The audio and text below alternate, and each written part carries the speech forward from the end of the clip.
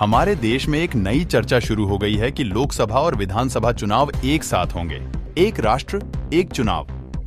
इसका क्या मतलब है? लाभ, हानि और अन्य विवरण। यहां देखें, पीटीआई की रिपोर्ट के अनुसार सूत्रों ने 1 सितंबर को बताया कि सरकार ने एक राष्ट्र, एक चुनाव की संभावना तलाशने के लिए भारत के पूर्व राष्ट्रपति रामनाथ कोविंद की अध्यक्षता में एक समिति का गठन किया है। समिति की रिपोर्ट उस दिन आई है जब संसदीय कार्य मंत्री प्रहलाद जोशी ने कहा कि सरकार ने 18 से 22 सितंबर 2023 के बीच 5 दिनों के लिए संसद का विशेष सत्र बुलाया है।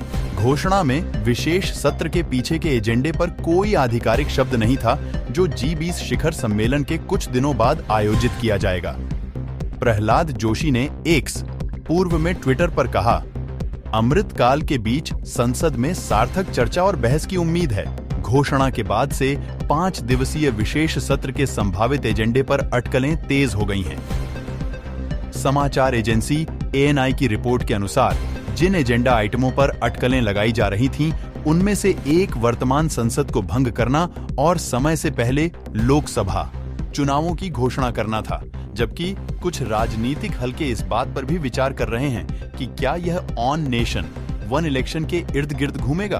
भारत में एक राष्ट्र, एक चुनाव की अवधारणा का उद्देश्य लोकसभा, भारत की संसद का निचला सदन, और सभी राज्य विधानसभाओं के चुनावों को सिंक्रनाइज करना है। इन चुनावों को एक साथ, एक ही दिन या एक निश्चित समय सीमा के भीतर कराने का विचार है। पिछले कुछ वर्षों में पीएम मोदी ने लोकसभा और राज्य विधानसभा चुनावों को एक साथ कराने के विचार पर जोरदार जोर दिया है, और इस पर गौर करने की जिम्मेदारी कोविंद को सौंपने का निर्णय एक चुनावी दृष्टिकोण के रूप में सरकार की गंभीरता को रेखांकित करता है।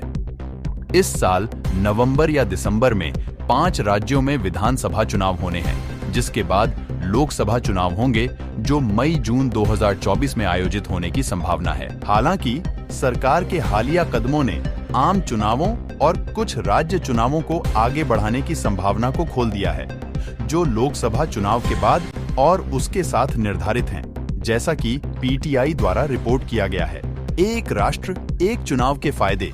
एक राष्ट्र, एक चुनाव का प्राथमिक लाभ चुनाव कराने की लागत में कमी है, क्योंकि प्रत्येक अलग अलग चुनाव के लिए भारी मात्रा में वित्तीय संसाधनों की आवश्यकता होती है।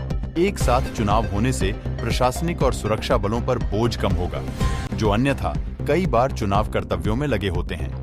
रिपोर्टों के अनुसार एक राष्ट्र, एक चुनाव के कार्यान्वयन के साथ सरकार चुनावी मोड में रहने के बजाय शासन पर अधिक ध्यान केंद्रित कर सकती है, जो अक्सर नीति कार्यान्वयन में बाधा डालती है। इंडिया टुडे की रिपोर्ट के अनुसार विधि आयोग के अनुसार एक साथ चुनाव से मतदान प्रतिशत में वृद्धि होगी, क्योंकि लोगों के लिए एक साथ कई मतपत्र डालना अधिक आसान होगा। एक राष्ट्र, एक चुनाव का उद्देश्य। एक राष्ट्र, एक चुनाव को लागू करने के लिए संविधान और अन्य कानूनी ढांचे में भी बदलाव की जरूरत होगी।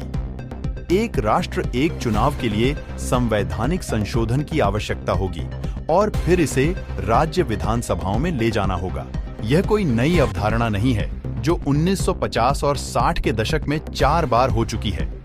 लेकिन भारत में कम राज्य हैं और कम आबादी है जो मतदान कर सकती है, जैसा कि ANI द्वारा रिपोर्ट किया गया है। इसके अतिरिक्त चिंता यह भी है कि क्षेत्रीय मुद्दे राष्ट्रीय मुद्दों पर भारी पड़ सकते हैं, जिससे राज्य स्तर पर चुनावी नतीजे प्रभावित हो सकते हैं। सभी राजनीतिक दलों के बीच सहमति एक बड़ी बाधा है। साथ ही विपक्षी दलों ने एक राष्ट्र, एक चुनाव का विरोध किया है।